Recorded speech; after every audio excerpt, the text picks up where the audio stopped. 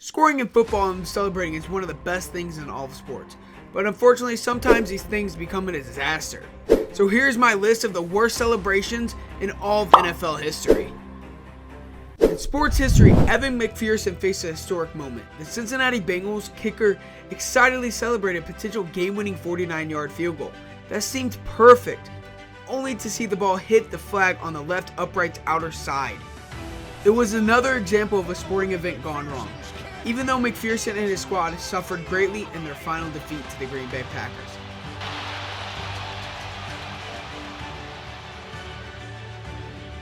This celebration is just a trailer for the NFL's worst celebrations. Next up, Deion Sanders stares down his former sideline. After donning the 49ers jersey, the man known as Primetime returned to Atlanta to make a big impression.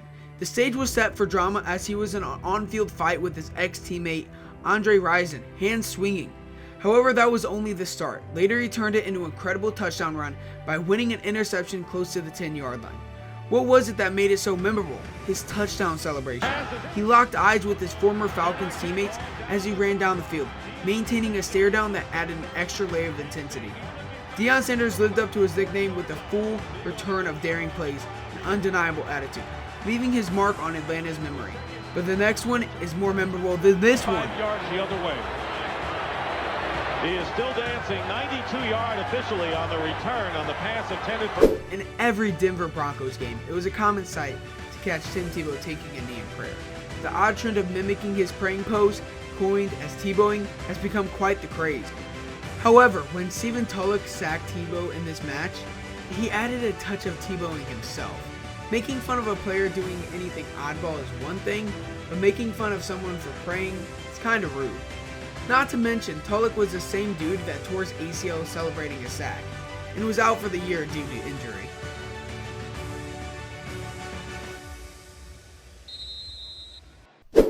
Randy Moss showed his lack of respect for the Green Bay fanbase with a fairly rude celebration in the fourth quarter, after his touchdown. Even Joe Buck, the announcer, got quite upset and called Moss's behavior a disgusting act. While it might not have reached the extreme of pulling his pants down, replicating the gesture still secured Moss a place on the list of questionable celebrations.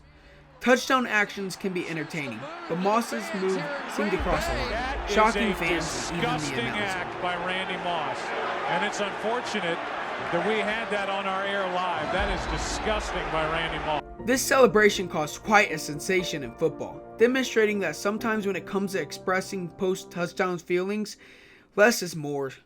Lost for words after witnessing Jacoby Jones' Week 11 touchdown dance in Pittsburgh? You're not alone.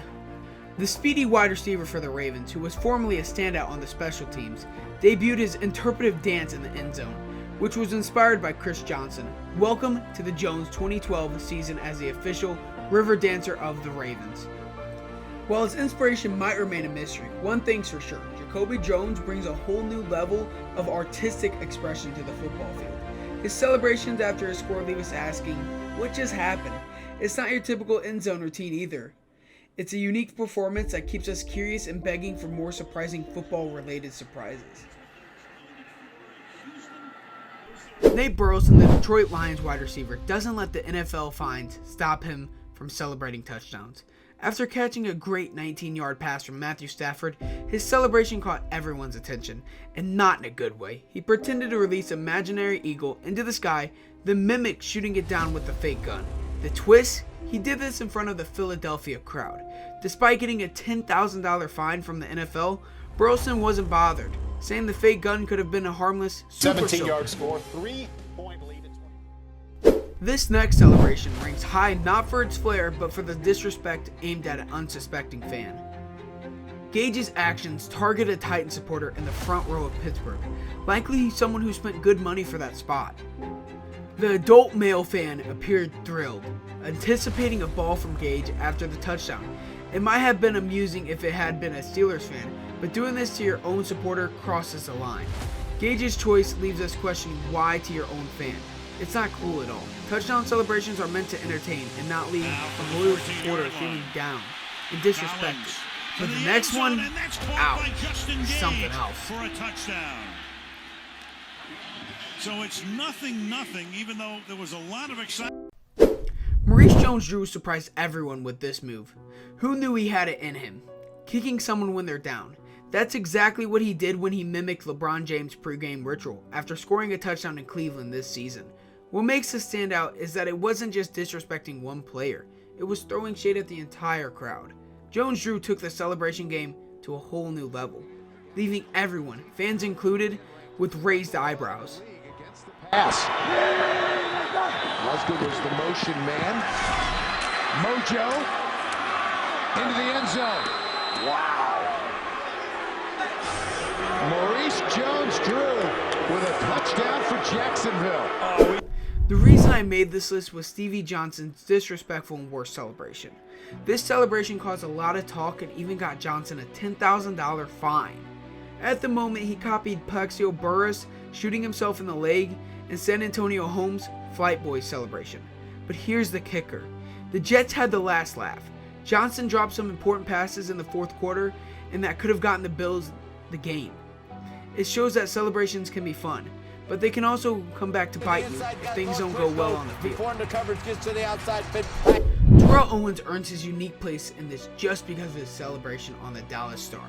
Stands out as the most disrespectful by far. What makes it so memorable? First, it took a long time to unfold as T.O. sprinted to midfield to stand on the iconic star. Adding to the spectacle, he repeated the same celebration twice, despite the furious boos from the crowd. The second time around, George Teague sprinted after him, triggering a brawl on the field. T.O. managed to stay out of the fight, continuing to pose on the star while his teammates handled the aftermath. Owens' legacy includes these bold, albeit disrespectful, touchdown celebrations that have left an undeniable mark on football history.